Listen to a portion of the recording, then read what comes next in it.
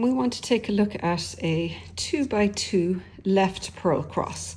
For that, we've got 2 knit stitches crossing with 2 purl stitches, and the knit stitches we want to take in front because we want them to cross over to the left. We will purl the next 2 stitches, taking care not to crisscross your yarns over.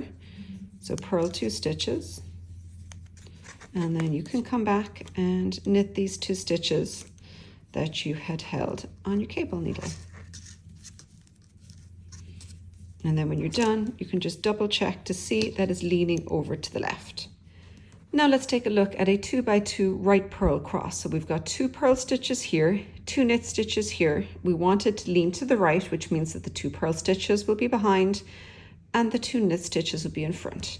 To do it with a cable needle, we'll take the 2 purl stitches onto the cable needle, hold them at the back of the work, then go ahead and knit the next 2 stitches, 1, 2, and come back to purl the 2 stitches that were held on the cable needle at the back, 1 and 2.